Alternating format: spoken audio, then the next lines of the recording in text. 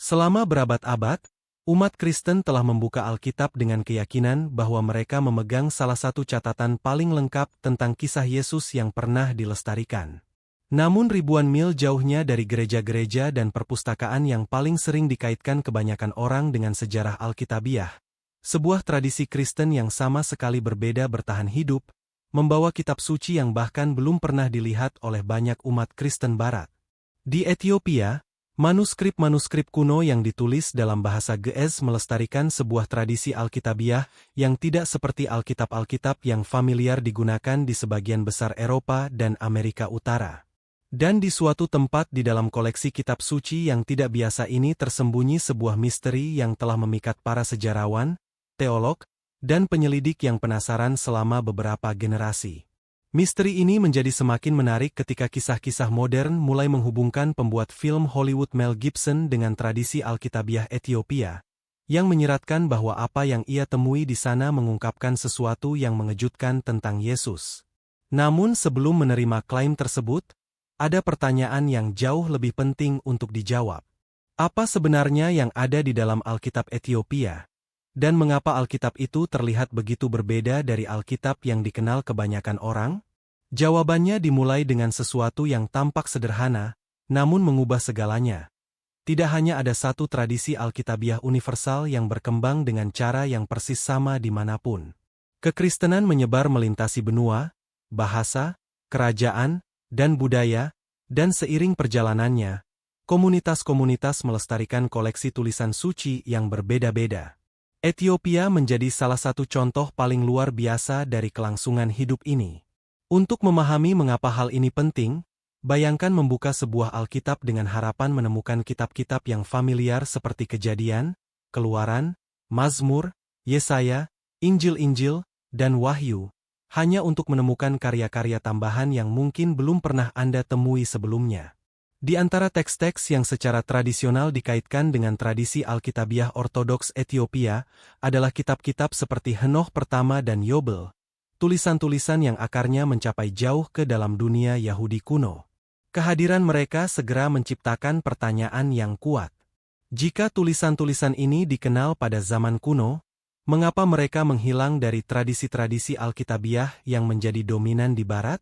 Dan jika kekristenan Ethiopia melestarikannya, bisakah tulisan-tulisan itu mengandung informasi yang membantu kita memahami dunia tempat Yesus hidup?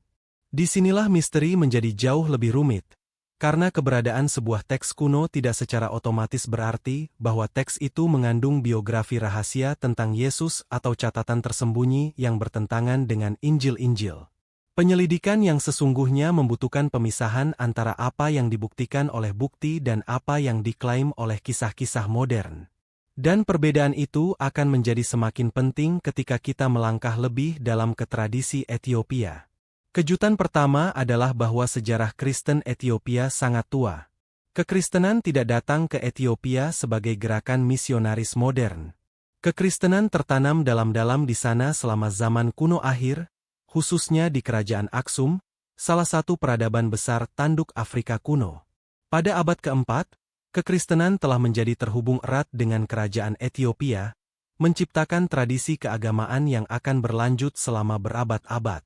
Seiring waktu, kekristenan Ethiopia mengembangkan institusi-institusinya sendiri yang khas, tradisi seni, liturgi, manuskrip, dan warisan Alkitabiah. Sementara kekristenan di wilayah lain mengalami pergolakan politik, perselisihan teologis, pergeseran pusat kekuasaan, dan dominasi bertahap dari tradisi-tradisi tertentu, kekristenan Ethiopia mempertahankan kesinambungan yang luar biasa dari dirinya sendiri. Kesinambungan itu penting karena setiap kali sebuah teks keagamaan bertahan hidup, teks itu membawa jejak dari dunia yang melestarikannya. Sebuah manuskrip bukan sekadar tinta di atas perkamen. Itu adalah bukti dari apa yang dianggap penting oleh orang-orang untuk disalin, dilindungi, diajarkan, dan diwariskan ke generasi berikutnya. Dan Ethiopia menjadi tempat di mana literatur keagamaan kuno dapat bertahan hidup dalam sebuah budaya Kristen yang berkembang sebagian di luar jalur sejarah yang familiar bagi audiens Barat.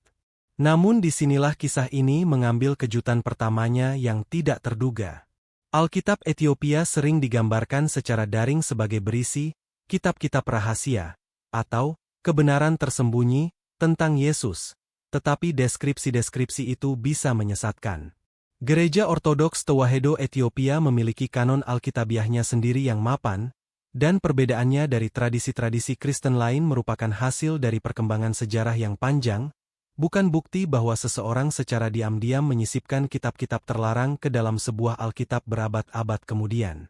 Namun perbedaan-perbedaan itu tetap menarik. Di antara tulisan-tulisan yang dilestarikan dalam tradisi Ethiopia, adalah teks-teks yang memainkan peran penting dalam pemikiran keagamaan kuno.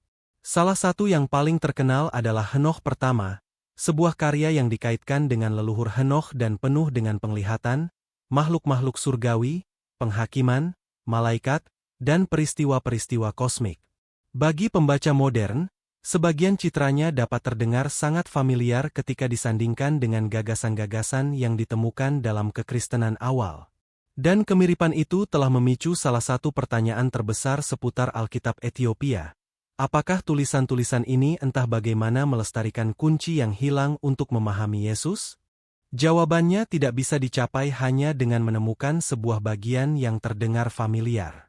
Para penulis Yahudi dan Kristen kuno hidup dalam dunia yang penuh dengan konsep-konsep bersama tentang malaikat, penghakiman, kebangkitan, Mesias, surga, iblis, dan kerajaan Allah yang akan datang. Bahasa yang serupa tidak selalu berarti bahwa satu penulis menyalin penulis lain, dan itu jelas tidak membuktikan bahwa sebuah teks yang lebih belakangan mengandung biografi rahasia. Namun Henoch Pertama menjadi sangat menarik karena sebagian dari kitab itu terbukti kuno, dan fragmen-fragmen literatur Henoch ditemukan di antara gulungan laut mati. Itu berarti sebagian gagasan ini telah beredar dalam dunia Yahudi sebelum atau sekitar periode ketika kekristenan muncul. Tiba-tiba, Alkitab Ethiopia bukan lagi sekadar koleksi aneh dari kitab-kitab tambahan. Alkitab itu menjadi jendela ke lingkungan keagamaan yang lebih luas seputar kelahiran kekristenan. Dan itu mungkin jauh lebih penting daripada klaim sensasional apapun tentang sebuah bab tersembunyi dalam kehidupan Yesus. Kemudian muncul pertanyaan lain. Jika tulisan-tulisan ini benar-benar kuno, mengapa kebanyakan umat Kristen modern tumbuh besar tanpa pernah mendengar tentangnya? Jawabannya membawa kita ke dalam sejarah pembentukan kanon Alkitabiah yang rumit. Alkitab tidak muncul sebagai satu volume yang dijilid di tangan umat Kristen paling awal. Komunitas-komunitas yang berbeda memiliki koleksi tulisan yang berbeda-beda, dan proses melalui mana kitab-kitab tertentu menjadi otoritatif berlangsung selama beberapa generasi. Beberapa tulisan diterima secara luas. Yang lain diperdebatkan. Beberapa dihormati tanpa menjadi bagian dari kanon setiap komunitas. Geografi, bahasa, tradisi teologis, keadaan politik, dan sejarah budaya semuanya memengaruhi apa yang dilestarikan oleh komunitas-komunitas tersebut.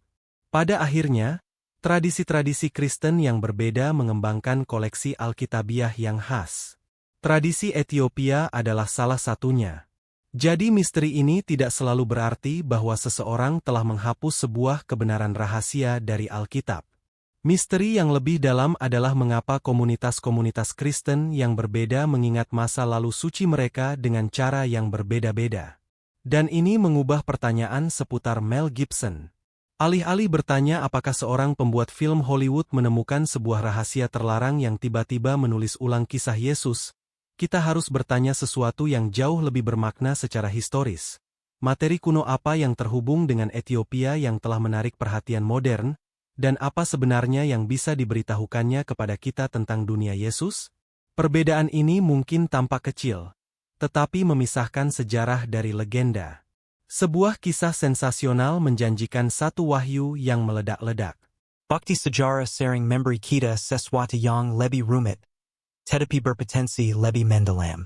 Bukti itu menunjukkan bahwa kekristenan yang muncul pada abad pertama tidak ada dalam isolasi.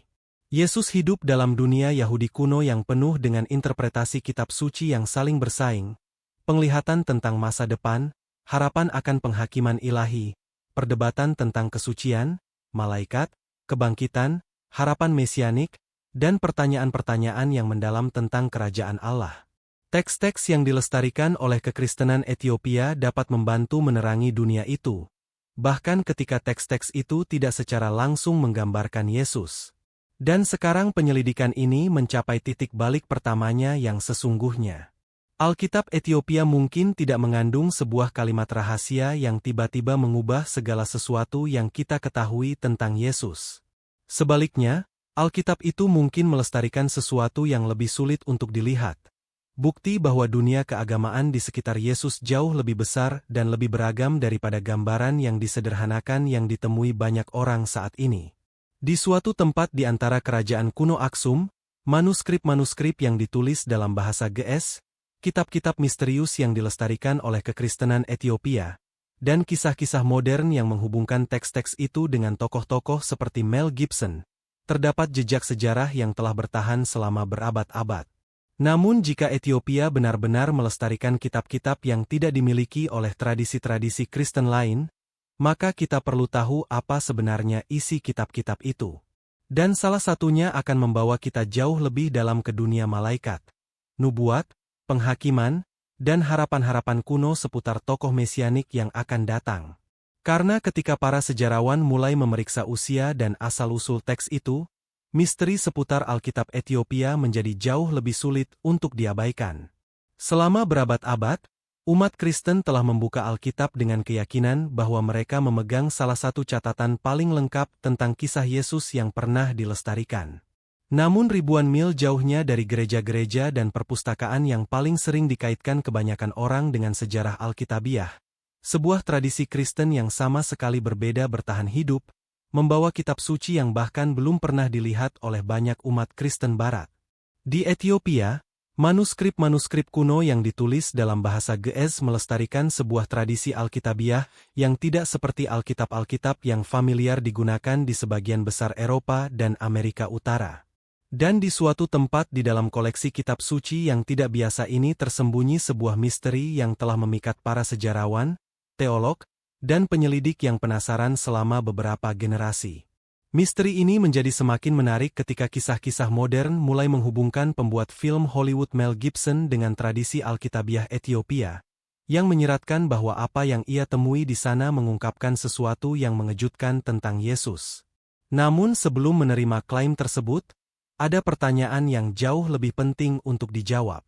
Apa sebenarnya yang ada di dalam Alkitab Etiopia? Dan mengapa Alkitab itu terlihat begitu berbeda dari Alkitab yang dikenal kebanyakan orang?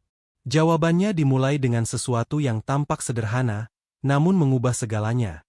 Tidak hanya ada satu tradisi Alkitabiah universal yang berkembang dengan cara yang persis sama dimanapun.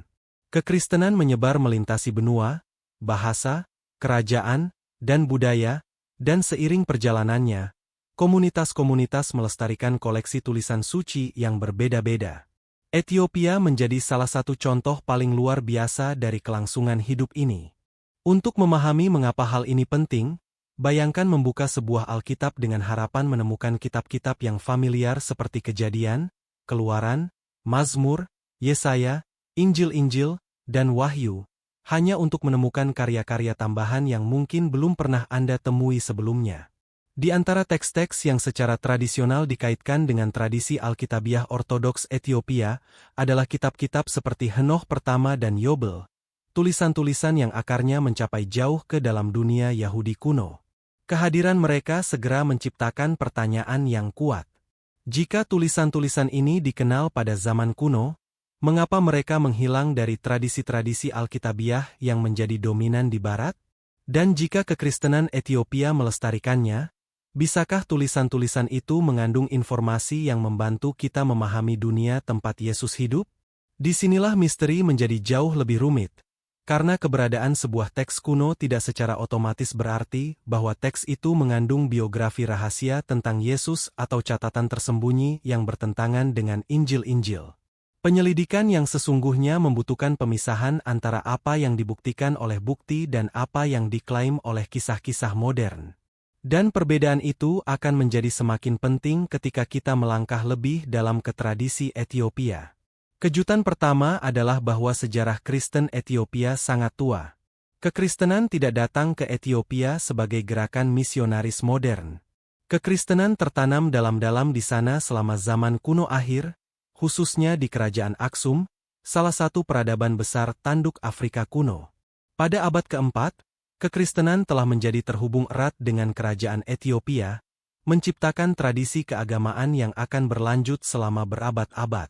Seiring waktu, kekristenan Ethiopia mengembangkan institusi-institusinya sendiri yang khas, tradisi seni, liturgi, manuskrip, dan warisan Alkitabiah.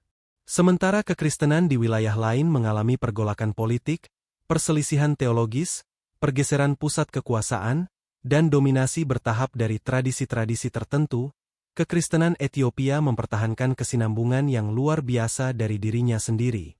Kesinambungan itu penting karena setiap kali sebuah teks keagamaan bertahan hidup, teks itu membawa jejak dari dunia yang melestarikannya. Sebuah manuskrip bukan sekadar tinta di atas perkamen. Itu adalah bukti dari apa yang dianggap penting oleh orang-orang untuk disalin, dilindungi, diajarkan, dan diwariskan ke generasi berikutnya. Dan Ethiopia menjadi tempat di mana literatur keagamaan kuno dapat bertahan hidup dalam sebuah budaya Kristen yang berkembang sebagian di luar jalur sejarah yang familiar bagi audiens Barat. Namun disinilah kisah ini mengambil kejutan pertamanya yang tidak terduga. Alkitab Ethiopia sering digambarkan secara daring sebagai berisi kitab-kitab rahasia, atau kebenaran tersembunyi tentang Yesus, tetapi deskripsi-deskripsi itu bisa menyesatkan. Gereja Ortodoks Tewahedo Ethiopia memiliki kanon Alkitabiahnya sendiri yang mapan, dan perbedaannya dari tradisi-tradisi Kristen lain merupakan hasil dari perkembangan sejarah yang panjang, bukan bukti bahwa seseorang secara diam-diam menyisipkan kitab-kitab terlarang ke dalam sebuah Alkitab berabad-abad kemudian. Namun perbedaan-perbedaan itu tetap menarik. Di antara tulisan-tulisan yang dilestarikan dalam tradisi Ethiopia, adalah teks-teks yang memainkan peran penting dalam pemikiran keagamaan kuno. Salah satu yang paling terkenal adalah Henokh Pertama, sebuah karya yang dikaitkan dengan leluhur Henokh dan penuh dengan penglihatan, makhluk-makhluk surgawi, penghakiman, malaikat, dan peristiwa-peristiwa kosmik. Bagi pembaca modern, sebagian citranya dapat terdengar sangat familiar ketika disandingkan dengan gagasan-gagasan yang ditemukan dalam kekristenan awal. Dan kemiripan itu telah memicu salah satu pertanyaan terbesar seputar Alkitab Ethiopia. Apakah tulisan-tulisan ini entah bagaimana melestarikan kunci yang hilang untuk memahami Yesus?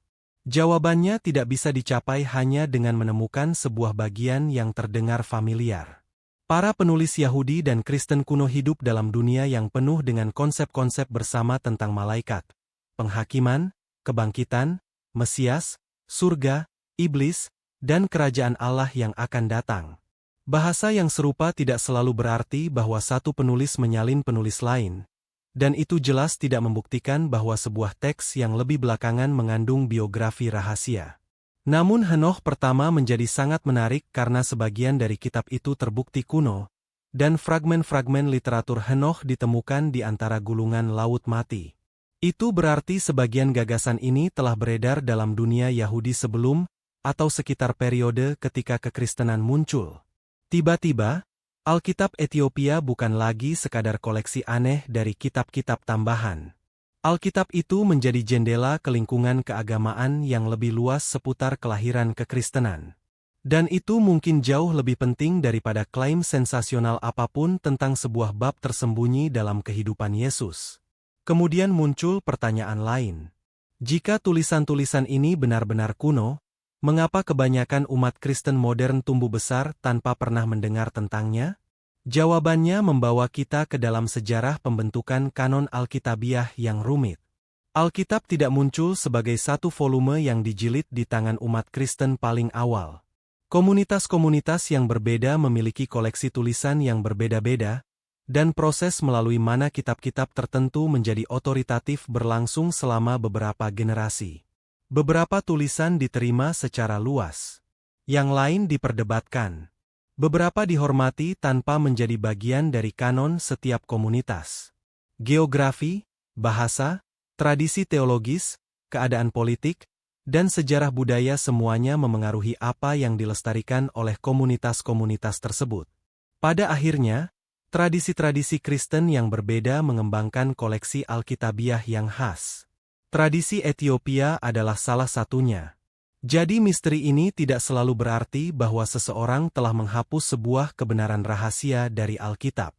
Misteri yang lebih dalam adalah mengapa komunitas-komunitas Kristen yang berbeda mengingat masa lalu suci mereka dengan cara yang berbeda-beda. Dan ini mengubah pertanyaan seputar Mel Gibson. Alih-alih bertanya apakah seorang pembuat film Hollywood menemukan sebuah rahasia terlarang yang tiba-tiba menulis ulang kisah Yesus, kita harus bertanya sesuatu yang jauh lebih bermakna secara historis. Materi kuno apa yang terhubung dengan Ethiopia yang telah menarik perhatian modern, dan apa sebenarnya yang bisa diberitahukannya kepada kita tentang dunia Yesus? Perbedaan ini mungkin tampak kecil, tetapi memisahkan sejarah dari legenda. Sebuah kisah sensasional menjanjikan satu wahyu yang meledak-ledak. Bukti sejarah sering memberi kita sesuatu yang lebih rumit, tetapi berpotensi lebih mendalam. Bukti itu menunjukkan bahwa kekristenan yang muncul pada abad pertama tidak ada dalam isolasi. Yesus hidup dalam dunia Yahudi kuno yang penuh dengan interpretasi kitab suci yang saling bersaing, penglihatan tentang masa depan, harapan akan penghakiman ilahi, perdebatan tentang kesucian, malaikat, kebangkitan, harapan mesianik, dan pertanyaan-pertanyaan yang mendalam tentang kerajaan Allah. Teks-teks yang dilestarikan oleh kekristenan Ethiopia dapat membantu menerangi dunia itu, bahkan ketika teks-teks itu tidak secara langsung menggambarkan Yesus. Dan sekarang penyelidikan ini mencapai titik balik pertamanya yang sesungguhnya. Alkitab Ethiopia mungkin tidak mengandung sebuah kalimat rahasia yang tiba-tiba mengubah segala sesuatu yang kita ketahui tentang Yesus. Sebaliknya, Alkitab itu mungkin melestarikan sesuatu yang lebih sulit untuk dilihat. Bukti bahwa dunia keagamaan di sekitar Yesus jauh lebih besar dan lebih beragam daripada gambaran yang disederhanakan yang ditemui banyak orang saat ini. Di suatu tempat di antara kerajaan kuno Aksum, manuskrip-manuskrip yang ditulis dalam bahasa Ge'ez, kitab-kitab misterius yang dilestarikan oleh kekristenan Ethiopia, dan kisah-kisah modern yang menghubungkan teks-teks itu dengan tokoh-tokoh seperti Mel Gibson, terdapat jejak sejarah yang telah bertahan selama berabad-abad. Namun jika Ethiopia benar-benar melestarikan kitab-kitab yang tidak dimiliki oleh tradisi-tradisi Kristen lain, maka kita perlu tahu apa sebenarnya isi kitab-kitab itu. Dan salah satunya akan membawa kita jauh lebih dalam ke dunia malaikat, nubuat, penghakiman, dan harapan-harapan kuno seputar tokoh mesianik yang akan datang. Karena ketika para sejarawan mulai memeriksa usia dan asal-usul teks itu, misteri seputar Alkitab Ethiopia menjadi jauh lebih sulit untuk diabaikan. Untuk memahami mengapa Alkitab Ethiopia telah menjadi sumber misteri yang begitu kuat, kita harus melakukan perjalanan jauh melampaui dunia modern dan memasuki sebuah kerajaan yang ada jauh sebelum bangsa-bangsa yang familiar saat ini. Di dataran tinggi utara Ethiopia dan Eritrea, kerajaan Aksum kuno muncul sebagai kekuatan besar yang menghubungkan Afrika, Arab, Laut Merah, dan dunia perdagangan yang lebih luas. Para pedagangnya memindahkan barang-barang melintasi jarak yang sangat jauh, sementara para penguasanya membangun struktur-struktur monumental yang masih berdiri sebagai pengingat sebuah peradaban yang sama sekali tidak terisolasi. Dan pada suatu waktu selama abad keempat, kekristenan menjadi terhubung erat dengan istana kerajaan Aksum. Transformasi ini pada akhirnya akan menciptakan salah satu tradisi Kristen tertua di dunia yang bertahan secara berkelanjutan. Namun pertanyaan penting untuk penyelidikan kita bukanlah sekadar kapan kekristenan mencapai Ethiopia. Pertanyaannya adalah apa yang terjadi pada kekristenan setelah kedatangannya. Karena setelah keyakinan itu menjadi mapan di Ethiopia, ia berkembang dalam lingkungan budaya yang berbeda dari Kekaisaran Romawi dan dunia Kristen Eropa yang belakangan. Bahasa, geografi, sejarah politik, dan tradisi lokal membentuk cara kitab suci diterjemahkan, disalin, ditafsirkan, dan dilestarikan. Dan perbedaan itu mungkin menjelaskan mengapa Ethiopia akhirnya membawa teks-teks yang menjadi jauh kurang familiar di tempat lain. Kisah ini secara tradisional menghubungkan kedatangan kekristenan di Aksum dengan tokoh-tokoh seperti Frumentius, seorang Kristen yang dikaitkan dengan pertobatan Raja Ezana pada abad keempat. Betapapun sulitnya merekonstruksi rincian dari catatan tradisional itu dengan kepastian, gambaran sejarah yang lebih luas jelas. Kekristenan menjadi kekuatan besar dalam Aksum selama zaman kuno akhir. Para penguasa kerajaan itu akhirnya menganut keyakinan tersebut, dan kekristenan menjadi terjalin ke dalam identitas negara dan rakyatnya. Namun ini bukan sekadar pertobatan politik. Selama berabad-abad berikutnya, komunitas-komunitas keagamaan, biara-biara, para cendekiawan, dan para juru tulis mengembangkan institusi-institusi yang mampu melestarikan tubuh literatur suci yang sangat besar. Bahasa Ethiopia Ge'ez menjadi sangat penting. Bahasa itu menjadi bahasa klasik kekristenan Ethiopia, dan kitab-kitab suci diterjemahkan dan diteruskan melaluinya. Itu berarti bahwa ketika bagian-bagian lain dari dunia Kristen mengalami perubahan linguistik dan politik, komunitas-komunitas keagamaan Ethiopia terus mengembangkan tradisi tekstual mereka sendiri. Setiap generasi juru tulis menjadi bagian dari sebuah rantai yang membentang ke belakang melintasi berabad-abad, menyalin manuskrip dan melindungi teks-teks yang dianggap suci oleh komunitas mereka. Rantai pelestarian itu adalah salah satu alasan mengapa Alkitab Ethiopia begitu memikat. Ketika orang mendengar frasa Alkitab kuno, mereka mungkin membayangkan satu manuskrip asli yang duduk tak tersentuh di sebuah biara di suatu tempat. Naaman Bajichala Buchan Kara Kerja Sejarah Manuscript. Teks-teks kuno disalin berulang kali. Sebuah manuskrip yang bertahan hingga saat ini mungkin jauh lebih belakangan dari komposisi asli karya yang dikandungnya. Yang asli bisa menghilang sementara salinan-salinan belakangan melestarikan sebagian dari kata-katanya, strukturnya, dan tradisinya.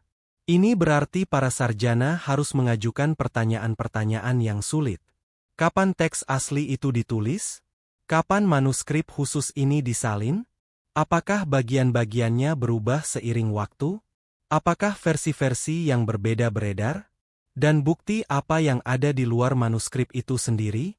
Pertanyaan-pertanyaan ini menjadi krusial ketika membahas teks-teks Alkitabiah Ethiopia, karena usia besar dari tradisi Kristen Ethiopia tidak berarti bahwa setiap manuskrip Ethiopia yang bertahan berasal dari abad pertama.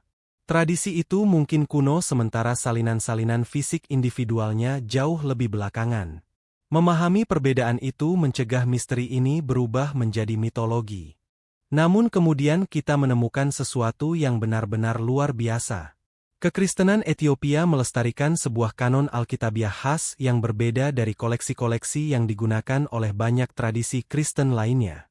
Batasan-batasan yang tepat dan penomoran kitab-kitab bisa rumit, terutama karena tradisi-tradisi yang berbeda dan deskripsi-deskripsi modern terkadang mengatur materinya secara berbeda. Meski begitu, tradisi ortodoks Ethiopia secara luas dikenal karena kanonnya yang lebih luas, yang mencakup karya-karya yang tidak ditemukan di sebagian besar Alkitab Protestan atau Katolik. Di antara yang paling terkenal adalah Henoch pertama dan Yobel. Dan disinilah penyelidikan ini tiba-tiba menjadi jauh lebih menarik. Karena ini bukan sekadar penemuan-penemuan Ethiopia abad pertengahan yang tidak jelas. Asal-usulnya menjangkau jauh lebih dalam ke dunia kuno. Fragmen-fragmen literatur Henoch dan yang terkait telah ditemukan di antara gulungan Laut Mati, menunjukkan bahwa bagian-bagian penting dari tradisi tekstual ini beredar dalam dunia Yahudi berabad-abad sebelum banyak manuskrip Ethiopia yang bertahan diproduksi. Oleh karena itu, Ethiopia tidak selalu menciptakan tulisan-tulisan ini. Ethiopia melestarikan sebuah tradisi yang berakar dalam lingkungan yang jauh lebih tua. Henoch pertama sangat penting karena dunia yang digambarkannya. Teks itu berisi penglihatan-penglihatan yang melibatkan makhluk-makhluk surgawi, penghakiman ilahi, tatanan kosmik, kejahatan, hukuman, dan pemulihan kebenaran di masa depan. Bagi pembaca modern yang familiar dengan Perjanjian Baru, sebagian tema-tema ini bisa terasa sangat dekat dengan gagasan-gagasan Kristen. Namun disinilah tepatnya penyelidikan ini membutuhkan kehati-hatian. Kekristenan tidak menciptakan konsep-konsep tentang malaikat, kebangkitan, penghakiman, atau kerajaan ilahi yang akan datang dari ketiadaan. Gagasan-gagasan ini ada dalam berbagai bentuk dalam pemikiran keagamaan Yahudi kuno. Yesus dan umat Kristen paling awal muncul dari lingkungan itu. Jadi ketika sebuah teks Yahudi kuno mengandung konsep-konsep yang belakangan muncul dalam tulisan-tulisan Kristen, penemuan itu tidak secara otomatis berarti bahwa para penulis Kristen secara diam-diam meminjam sebuah kitab terlarang. Itu mungkin justru menunjukkan bahwa kedua tradisi mewarisi gagasan-gagasan dari dunia keagamaan yang lebih luas yang ada sebelum kekristenan. Namun ada satu bagian dari tradisi Henokh yang telah menarik perhatian khusus selama beberapa generasi karena bahasanya seputar sebuah tokoh yang sering digambarkan sebagai anak manusia. Bagi telinga Kristen modern, frasa itu segera membawa pikiran kepada Yesus. Injil-Injil berulang kali menggunakan anak manusia dalam kaitannya dengan Yesus, dan frasa itu telah menghasilkan diskusi teologis yang sangat besar. Ketika para pembaca menemukan bahasa yang serupa dalam literatur Henokh kuno, itu bisa terasa seperti menemukan bagian yang hilang dari sebuah teka-teki. Apakah teks itu menggambarkan tokoh yang sama? Apakah konsep itu memengaruhi kekristenan awal? Apakah Yesus mengambil dari tradisi yang sudah ada? Ataukah para pembaca belakangan melihat sebuah hubungan yang tidak sejelas yang tampak? Pertanyaan-pertanyaan ini masih diperdebatkan, dan bukti-bukti tidak memungkinkan jawaban yang sederhana. Namun keberadaan tradisi itu membuktikan sesuatu yang sangat penting. Gagasan-gagasan tentang penghakiman surgawi dan tokoh yang ditinggikan yang akan datang ada dalam literatur Yahudi kuno sebelum kekristenan menjadi agama global. Disinilah hubungan Ethiopia menjadi lebih dari sekadar keingintahuan. Bayangkan menjadi seorang Kristen yang hidup berabad-abad setelah Perjanjian Baru ditulis dan membaca sebuah teks yang melestarikan gagasan-gagasan dari dunia keagamaan yang ada sebelum kekristenan. Anda tidak akan sekadar melihat kisah Alkitab lainnya. Anda akan melihat ke belakang melalui sebuah jendela tekstual menuju lingkungan intelektual dan spiritual tempat kekristenan awal muncul. Pelestarian Ethiopia atas karya-karya semacam itu oleh karena itu memberi para sejarawan rute lain menuju dunia kuno. Itu tidak menulis ulang Injil-Injil dalam semalam, tetapi itu bisa memperluas konteks di mana Injil-Injil dipahami. Dan konteks yang lebih luas itu penting karena kisah Yesus tidak berlangsung dalam lanskap yang kosong. Sudah ada berabad-abad kitab suci Yahudi, nubuat, harapan apokaliptik, perdebatan tentang tokoh-tokoh mesianik, dan interpretasi-interpretasi yang saling bersaing tentang hubungan Allah dengan umat manusia. Namun ada alasan lain mengapa Ethiopia itu penting. Geografi mungkin telah membantu menciptakan semacam pemisahan historis. Kekristenan Ethiopia berkembang jauh dari pusat-pusat politik yang akhirnya mendominasi sebagian besar kekristenan Eropa. Komunitas-komunitasnya tidak sekadar mengikuti setiap perubahan yang terjadi di Roma atau Eropa Barat belakangan. Sebaliknya, mereka mengembangkan institusi-institusi keagamaan mereka sendiri dan mempertahankan tradisi-tradisi tekstual mereka sendiri. Ini tidak berarti Ethiopia sepenuhnya terputus dari sisa kekristenan. Ethiopia terhubung dengan dunia Kristen yang lebih luas melalui perdagangan, diplomasi, teologi, dan hubungan keagamaan. Namun jalur historisnya yang khas berarti bahwa kitab-kitab dan tradisi-tradisi tertentu bisa tetap penting di Ethiopia bahkan ketika kitab-kitab dan tradisi itu menjadi kurang menonjol di tempat lain. Selama berabad-abad, biara-biara dan komunitas-komunitas juru tulis menjadi penjaga warisan ini. Manuskrip-manuskrip bisa disalin, dipelajari, dihias, dan dilestarikan, memungkinkan tradisi-tradisi kuno bertahan lama setelah asal-usulnya memudar dari ingatan sehari-hari. Dan ini menciptakan sebuah paradoks yang luar biasa. Fakta bahwa tradisi Ethiopia melestarikan teks-teks kuno itu sendiri tidak selalu membuktikan bahwa teks-teks itu mengandung informasi rahasia. Sebaliknya, itu memunculkan sebuah kemungkinan historis yang jauh lebih besar. Bagaimana jika kisah kekristenan yang diketahui kebanyakan audiens modern hanya mewakili satu cabang dari sebuah pohon kuno yang jauh lebih besar? Bagaimana jika komunitas-komunitas yang berbeda melestarikan bagian-bagian yang berbeda dari dunia keagamaan tempat kekristenan muncul? Dan bagaimana jika sebagian dari bagian-bagian itu bertahan bukan di pusat-pusat yang paling dikaitkan kebanyakan orang dengan sejarah Alkitabiah, tetapi dalam sebuah tradisi ribuan mil jauhnya, ditulis dalam bahasa yang hanya sedikit pembaca modern yang bisa memahaminya? Tiba-tiba, Alkitab Ethiopia menjadi kurang seperti sebuah kitab terlarang yang misterius dan lebih seperti sebuah situs arkeologi yang terbuat dari kata-kata. Namun semakin dalam kita menyelidiki, semakin aneh kisah ini menjadi. Karena di antara kitab-kitab yang dilestarikan dalam tradisi Ethiopia terdapat tulisan-tulisan yang tampak menggambarkan sebuah alam semesta yang penuh dengan makhluk-makhluk surgawi, malaikat-malaikat yang jatuh, penghakiman ilahi, dan sebuah transformasi dunia yang akan datang. Sebagian dari konsep-konsep ini tampak sangat dekat dengan tema-tema yang belakangan muncul dalam ajaran-ajaran Kristen. Dan jika gagasan-gagasan itu sudah beredar sebelum masa Yesus, maka kita harus bertanya apakah gagasan-gagasan itu bisa membantu menjelaskan bahasa dan harapan-harapan yang ditemukan dalam Injil-Injil. Yang lebih penting, kita harus menentukan seberapa tua tradisi-tradisi ini sebenarnya dan apa yang diberitahukan bukti fisik kepada kita.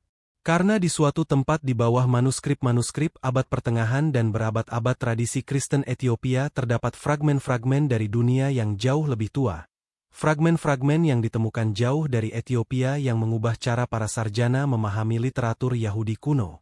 Penemuan-penemuan itu pada akhirnya akan memaksa para sejarawan untuk mempertimbangkan kembali seberapa tua sebenarnya sebagian dari tradisi-tradisi yang konon hilang ini.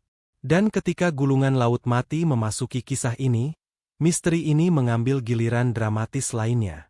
Tiba-tiba, teks-teks yang lama dilestarikan dalam kekristenan Ethiopia bisa dibandingkan dengan fragmen-fragmen kuno yang telah terkubur selama kira-kira 2000 tahun.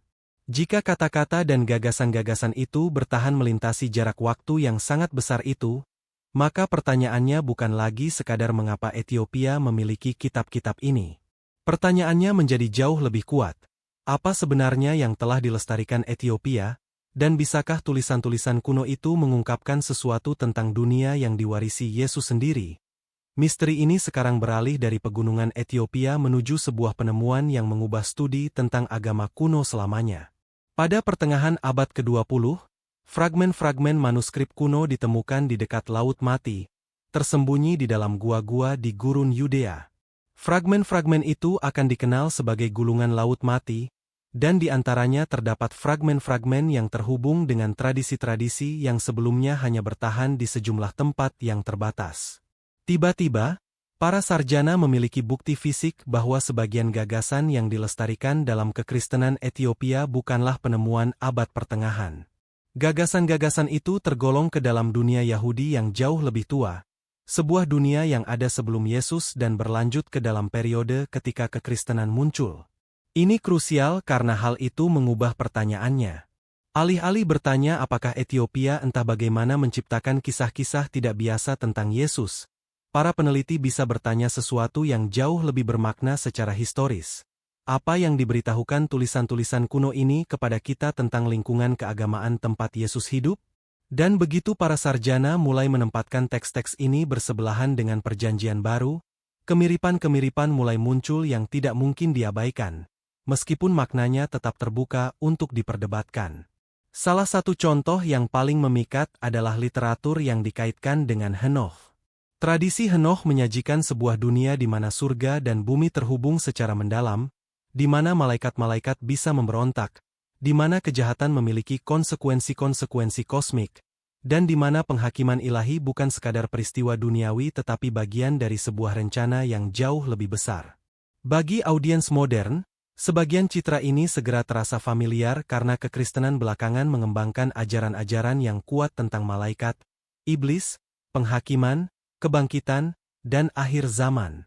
Namun penemuan yang penting adalah bahwa banyak dari gagasan-gagasan ini sudah beredar dalam komunitas-komunitas Yahudi sebelum kekristenan menjadi sebuah gerakan keagamaan yang terpisah.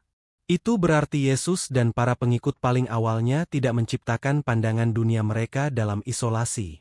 Mereka berpartisipasi dalam sebuah percakapan yang jauh lebih tua. Ajaran-ajaran mereka muncul dari sebuah lanskap yang sudah dipenuhi dengan interpretasi-interpretasi kitab suci yang saling bersaing, penglihatan-penglihatan tentang masa depan, harapan-harapan akan intervensi ilahi, dan harapan-harapan akan kedatangan kerajaan Allah. Ini membuat frasa, anak manusia, menjadi sangat penting. Dalam Injil-Injil, Yesus berulang kali menggunakan ungkapan itu ketika berbicara tentang dirinya sendiri, khususnya dalam bagian-bagian yang menyangkut otoritas, penderitaan, penghakiman, dan peristiwa-peristiwa masa depan. Bagi umat Kristen, Frasa itu menjadi salah satu deskripsi yang paling dikenali yang dikaitkan dengan Yesus. Namun dalam bagian-bagian dari tradisi Henoch, sebuah tokoh yang disebut anak manusia muncul dalam konteks surgawi yang ditinggikan. Ia dikaitkan dengan penghakiman dan dengan kekalahan akhir kejahatan. Kemiripan itu cukup mencolok hingga telah menghasilkan beberapa generasi perdebatan ilmiah. Bisakah Yesus mengenal tradisi-tradisi seperti ini? Bisakah umat Kristen awal menafsirkan Yesus melalui konsep-konsep yang sudah beredar dalam literatur apokaliptik Yahudi? Ataukah kemiripan-kemiripan itu muncul karena kedua tradisi itu berasal dari kosakata bersama pemikiran Yahudi kuno? Tidak ada satu jawaban tunggal yang diterima oleh semua orang. Dan inilah tepatnya mengapa subjek ini begitu memikat. Bukti-bukti itu membuka sebuah pintu, tetapi tidak memberitahu kita persis siapa yang melangkah melaluinya. Ada juga sebuah komplikasi penting yang sering dilewatkan oleh catatan-catatan sensasional. Manuskrip-manuskrip Ethiopia dari Henoch pertama itu sendiri bukanlah manuskrip-manuskrip abad pertama yang ditulis selama masa hidup Yesus. Salinan-salinan Ethiopia yang bertahan jauh lebih belakangan, meskipun karya yang mendasarinya mengandung materi yang terbukti kuno. Perbedaan ini penting.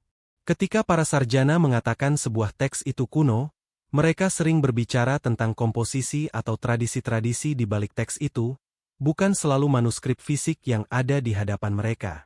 Sebuah manuskrip Ethiopia abad pertengahan bisa melestarikan sebuah karya yang akarnya mencapai kembali banyak abad sebelumnya.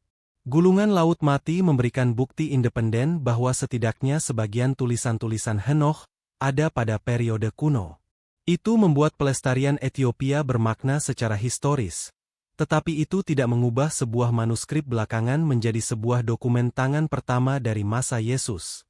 Misteri ini menjadi lebih rumit, tetapi juga lebih kredibel, karena sekarang kita berurusan dengan bukti daripada sekadar klaim-klaim dramatis.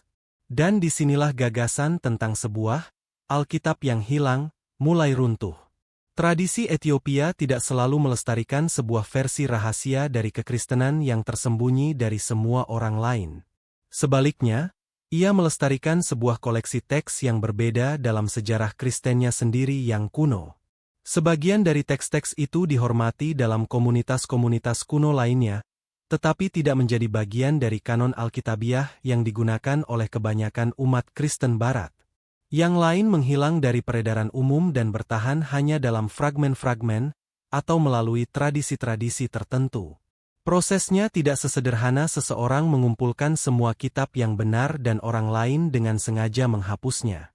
Kekristenan awal beragam, dan batasan-batasan kitab suci berkembang selama periode yang panjang. Gereja-gereja yang berbeda mewarisi tradisi-tradisi yang berbeda, dan apa yang menjadi kanonik dalam satu komunitas tidak secara otomatis kanonik di tempat lain manapun. Setelah kenyataan itu menjadi jelas, Alkitab Ethiopia berhenti terlihat seperti sebuah kotak rahasia terlarang dan mulai terlihat seperti bukti betapa rumitnya dunia Kristen kuno itu sebenarnya. Namun kemudian penyelidikan ini mencapai sebuah teks memikat lainnya, Yobel. Seperti Henoch, Yobel terhubung dengan dunia Yahudi kuno dan dilestarikan dalam bentuk lengkap dalam tradisi Ethiopia. Fragmen-fragmen Yobel juga ditemukan di antara gulungan Laut Mati, memberikan hubungan kuat lainnya antara warisan Alkitabiah Ethiopia dan literatur Yahudi kuno. Kitab itu menceritakan kembali dan memperluas kisah-kisah dari Kejadian dan Keluaran sambil menyajikannya melalui sebuah pemahaman yang sangat terstruktur tentang sejarah suci, kronologi, malaikat-malaikat, perintah-perintah, dan wahyu ilahi.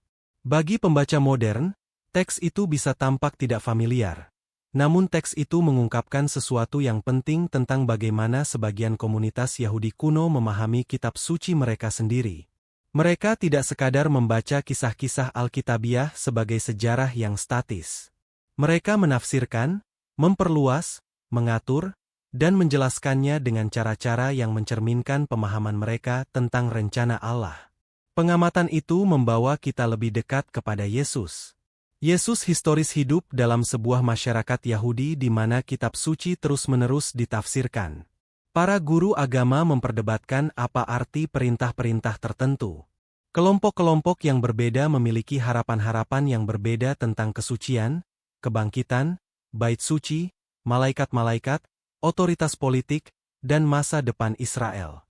Sebagian mengharapkan sebuah tokoh mesianik. Yang lain menekangkan harapan Imam atau Karajan. Sebagian mengantisipasi sebuah transformasi apokaliptik dunia. Dengan latar belakang itu, ajaran-ajaran Yesus menjadi lebih mudah ditempatkan secara historis. Bahasanya tentang Karajan Allah, Penghakiman, Kebangkitan, Kedatangan Anak Manusia, dan akhir zaman tidak mungkal dalam kehidupan. Subjek-subjek ini tergolong ke dalam sebuah dunia yang sudah dipenuhi dengan harapan-harapan keagamaan. Teks-teks Ethiopia oleh karena itu mungkin tidak mengungkapkan sebuah biografi rahasia tentang Yesus, tetapi teks-teks itu bisa membantu merekonstruksi suasana intelektual dan spiritual di mana pesannya didengar. Kemudian muncul pertanyaan yang telah memicu banyak sekali teori internet.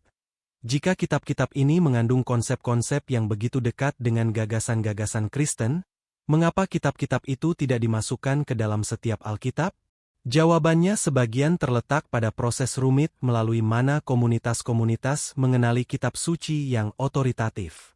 Umat Kristen awal mewarisi kitab-kitab suci Yahudi, tetapi mereka juga menghasilkan tulisan-tulisan baru yang menggambarkan Yesus, ajaran-ajarannya, kematiannya, dan apa yang diyakini para pengikutnya terjadi setelahnya.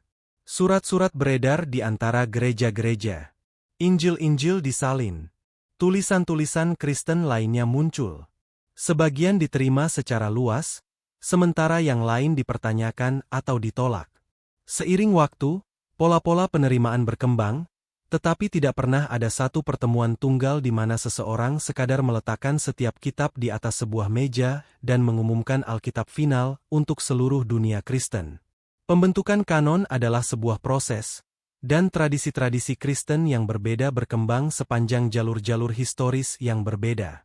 Tradisi Ethiopia mengikuti jalurnya sendiri melalui sejarah yang rumit ini. Itu tidak membuat kanonnya secara otomatis lebih autentik daripada setiap kanon Kristen lainnya. Sama seperti sebuah kanon Barat tidak secara otomatis terbukti lebih unggul hanya karena kanon itu menjadi lebih familiar secara global. Penemuan penting adalah bahwa kekristenan memiliki banyak pusat kuno, dan setiap pusat membawa ingatan-ingatan tentang keyakinan itu melalui sejarah budaya dan tekstualnya sendiri. Kelangsungan hidup Ethiopia atas Henoch dan Yobel oleh karena itu bernilai secara historis karena hal itu melestarikan sebuah perspektif yang akan jauh lebih sulit diakses.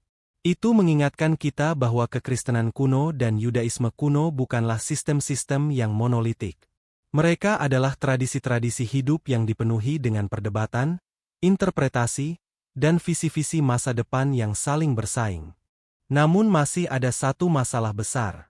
Jika Alkitab Ethiopia benar-benar melestarikan tradisi-tradisi keagamaan kuno, bisakah salah satu dari tradisi itu memberitahu kita sesuatu tentang Yesus yang tidak diberitahukan oleh Injil-Injil kanonik? Disinilah bukti-bukti itu menjadi lebih sulit.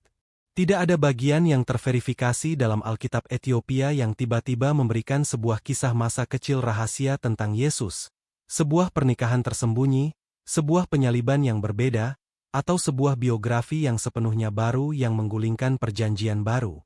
Klaim-klaim seperti ini beredar luas, tetapi klaim-klaim itu membutuhkan bukti yang jauh lebih kuat daripada sekadar menunjuk pada keberadaan sebuah kanon Alkitabiah yang tidak biasa. Apa yang sebenarnya ditawarkan teks-teks itu lebih halus. Teks-teks itu menerangi dunia gagasan-gagasan yang mengelilingi Yesus.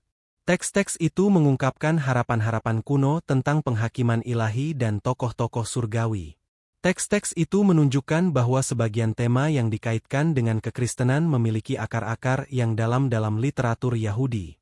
Dan teks-teks itu menunjukkan bagaimana komunitas-komunitas yang berbeda melestarikan bagian-bagian yang berbeda dari warisan keagamaan yang sangat besar ini. Namun pertanyaan yang paling memikat tetap tidak terjawab. Jika tradisi Ethiopia melestarikan teks-teks yang terhubung dengan dunia Yahudi kuno, dan jika sebagian dari teks-teks itu mengandung konsep-konsep yang tampak sangat dekat dengan bahasa yang belakangan digunakan tentang Yesus, maka seberapa banyak umat Kristen paling awal mengetahui tentang literatur ini? Apakah Yesus sendiri menemui tradisi-tradisi seperti Henoch? Apakah para pengikutnya menafsirkannya melalui harapan-harapan apokaliptik yang sama? Ataukah umat Kristen belakangan sekadar mengenali kemiripan-kemiripan dan menghubungkan gagasan-gagasan yang awalnya berkembang secara independen? Bukti-bukti itu tidak bisa memberi kita sebuah pengakuan sederhana dari sejarah. Tidak ada catatan kuno yang mengatakan, Yesus membaca manuskrip persis ini. Namun sejarah jarang bekerja serapi itu. Sebaliknya, para sarjana membandingkan fragmen-fragmen, bahasa-bahasa, tanggal-tanggal, kutipan-kutipan, tema-tema, dan penemuan-penemuan arkeologis, secara bertahap merekonstruksi sebuah dunia yang menghilang hampir 2000 tahun yang lalu. Dan sekarang penyelidikan ini mencapai titik paling halusnya. Alkitab Ethiopia telah menunjukkan kepada kita bahwa kekristenan kuno melestarikan lebih dari satu ingatan tekstual tentang masa lalu. Gulungan Laut Mati telah menunjukkan bahwa sebagian tulisan yang konon misterius yang terhubung dengan Ethiopia benar-benar memiliki akar-akar kuno. Dan tradisi Henoch telah menunjukkan bahwa gagasan-gagasan tentang penghakiman surgawi dan seorang anak manusia yang ditinggikan ada sebelum atau sekitar munculnya kekristenan. Namun tidak satu pun dari ini telah menjawab pertanyaan yang membawa kita ke sini. Jika tradisi-tradisi ini ada sebelum Yesus, apakah tradisi-tradisi itu memengaruhinya, ataukah Yesus mewakili sesuatu yang sepenuhnya berbeda? Dan jika tradisi-tradisi itu memengaruhi dunia di sekitarnya, bisakah tradisi-tradisi itu mengubah cara kita memahami sebagian pernyataan paling misterius yang dikaitkan dengannya? Karena tahap berikutnya dari penyelidikan ini membawa kita langsung ke dalam pernyataan-pernyataan itu. Kita telah melihat teks-teks kuno itu. Kita telah memeriksa asal-usulnya. Kita telah memisahkan manuskrip dari tradisi mereka yang lebih tua. Sekarang kita harus menempatkan bagian-bagian itu bersebelahan dengan kisah Yesus itu sendiri. Dan ketika kita melakukannya, sebuah gambaran yang jauh lebih besar mulai muncul. Satu yang melibatkan nubuat, harapan apokaliptik, makna Mesias, dan pertanyaan apakah para pengikut paling awal Yesus memahaminya melalui gagasan-gagasan yang telah ada jauh sebelum kekristenan memiliki sebuah nama. Semakin dekat kita bergerak menuju dunia historis Yesus, semakin sulit untuk memisahkan sebuah misteri kuno yang genuine dari kisah-kisah yang telah dibangun orang-orang modern di sekitarnya. Tradisi Alkitabiah Ethiopia telah menunjukkan kepada kita sesuatu yang luar biasa. Kekristenan tidak berkembang di dalam sebuah gelembung budaya tunggal, dan kitab-kitab suci yang dilestarikan oleh satu komunitas Kristen kuno tidak selalu identik dengan yang dilestarikan oleh komunitas lain. Namun sekarang pertanyaannya menjadi jauh lebih personal. Apa hubungan semua ini dengan Yesus sendiri? Bisakah kitab-kitab tidak biasa yang dilestarikan oleh kekristenan Ethiopia benar-benar mengubah pemahaman kita tentang sosok di pusat kekristenan? Ataukah klaim-klaim modern sekadar menghubungkan teks-teks kuno dengan Yesus karena kemiripan-kemiripannya terdengar dramatis? Untuk menjawab itu, kita harus melangkah kembali ke abad pertama dan melihat dunia yang dimasuki Yesus. Itu adalah sebuah dunia di mana orang-orang menunggu, berdebat, menafsirkan, dan mengharapkan. Kekaisaran Romawi mengendalikan wilayah itu. Komunitas-komunitas Yahudi terbagi oleh keyakinan-keyakinan keagamaan dan politik yang berbeda-beda. Bait suci di Yerusalem berdiri di pusat ibadah Yahudi, sementara para nabi, guru, imam, revolusioner, dan pemikir apokaliptik semuanya bergulat dengan pertanyaan-pertanyaan besar yang sama. Di manakah Allah dalam sebuah dunia yang dikendalikan oleh kekuatan asing? Akankah kejahatan akhirnya dikalahkan? Akankah orang mati bangkit? Akankah sebuah tokoh mesianik muncul? Dan seperti apakah kerajaan Allah itu sebenarnya? Pertanyaan-pertanyaan ini penting karena ajaran-ajaran yang dikaitkan dengan Yesus dipenuhi dengan tepatnya jenis bahasa ini. Yesus berbicara tentang kerajaan Allah, penghakiman, kebangkitan, kedatangan anak manusia, akhir zaman, dan transformasi dunia. Bagi audiens modern, subjek-subjek ini bisa terdengar unik secara Kristen karena kekristenan belakangan menjadikannya sentral bagi identitasnya. Namun dalam lingkungan Yahudi abad pertama, subjek-subjek itu adalah bagian dari sebuah percakapan yang jauh lebih besar. Berbagai teks Yahudi telah menjelajahi penglihatan-penglihatan tentang penghakiman surgawi dan intervensi ilahi. Sebagian menggambarkan pertempuran-pertempuran dramatis antara kebaikan dan kejahatan. Yang lain membayangkan makhluk-makhluk surgawi berpartisipasi dalam rencana Allah. Yang lainnya lagi mengantisipasi pemulihan umat Allah. Teks-teks Ethiopia menjadi penting karena teks-teks itu melestarikan sebagian dari lingkungan literer yang lebih tua ini. Teks-teks itu tidak selalu memberitahu kita apa yang secara rahasia diajarkan Yesus, tetapi teks-teks itu membantu kita memahami kosakata dan harapan-harapan yang mengelilinginya.